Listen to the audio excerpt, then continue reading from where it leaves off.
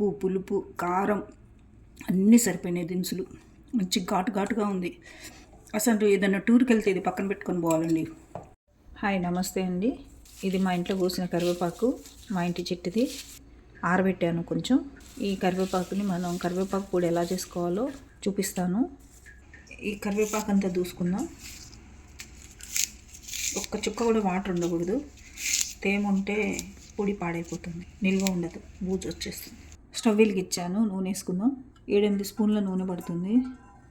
1/2 spoon మెంతులు, కొంచెం ఇలా అనుకోండి. కొంచెం 2 స్పూన్లు శనగపప్పు, 3 స్పూన్ల పొట్టు మినపప్పు. మీకు ఒకవేళ మినపగుండ్లు కానీ మినపప్పు కానీ పొట్టు కాకుండా వేసుకుంటా అంటే వేసుకోవచ్చు. ఇవి వేయించుకోవాలి, కలుపుకోవాలి. 1.5 స్పూను ఆవాలు, 2 స్పూన్లు జీలకర్ర, ఒకసారి తిప్పుకొని కలుపుకోవాలి. ధనియాలు 4 స్పూన్స్ వేసాము. ఈసారి కలపండి.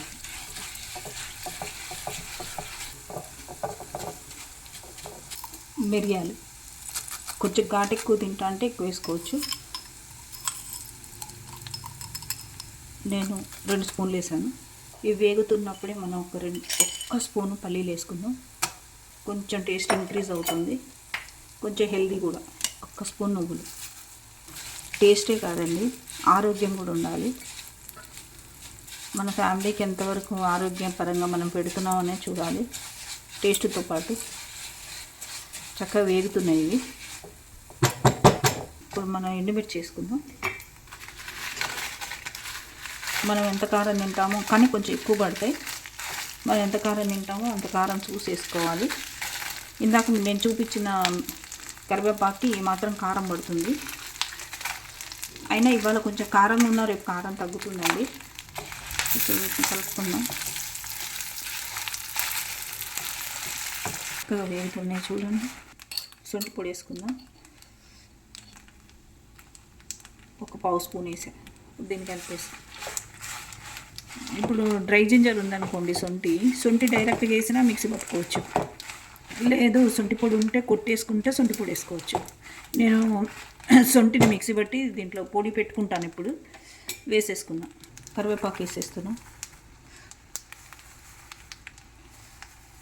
ఈ మాత్రం కరివేపాకుకి ఆ మాత్రం స్పైసెస్ పడతాయి. ఇలా వేయించుకోవాలి. ఒకవేళ మీరు ఈ స్పైసెస్ అన్నీ ఒకసారి వేయించుకొని కరివేపాకు కూడా తర్వాత వేయించుకోవచ్చు. దీంట్లో కూడా కలిపి వేయించుకోవచ్చు,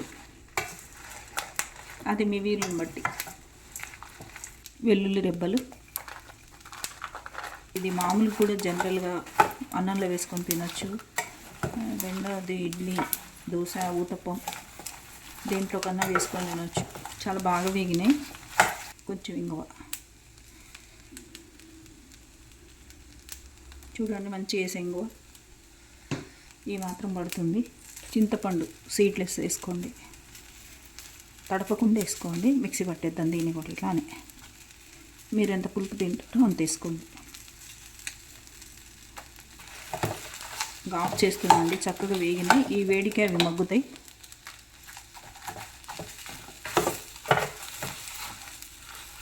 స్పైసెస్ మంచి వాసన వస్తున్నాయండి. ఇలా వేగాలి. కరివేపాకు చూడండి చక్కగా ఎలా వేగిందో. ఇప్పుడు ఇవి చల్లారగానే మనం మిక్సీలో వేసేసుకుందాం, పొడి కొట్టేసుకుందాం. కొంచెం కారం కారంగా ఉంటేనే బాగుంటుందండి, మామూలు ఉండదు. ఉప్పు వేస్తున్నాను, తగినంత ఉప్పు వేసుకోండి. నేను ముందు ఎందుకు వేయలేదు అంటే మెత్తబడిపోతాయి మిరపకాయలు అన్నీ. మిక్సీ పట్టేటప్పుడు వేద్దామని చెప్పేసి ఆపాను. ఒక 2 స్పూన్స్ వేసాను నిండా పట్టి. ఈ స్పూన్తో 2 స్పూన్స్ వేసాను. అన్నీ మిక్సీలోకి వేసేసుకుంటున్నాం. చల్లారిని మంచి మిక్సీ పట్టుకొచ్చానండి. చూడండి చక్కగా మెదిగింది. ఇదండి ఎలా ఉంది కరివేపాకు పొడి, కరివేపాకు కారపొడి. అన్నీ మన ఇంట్లో ఉన్న ఆయుర్వేదిక్ ఇంగ్రీడియంట్స్ అండి. ఎంత బాగా వచ్చిందంటే అంత బాగుంది. టేస్ట్ చూసి చెప్తాను. కొంచెమే తీసుకుందాం.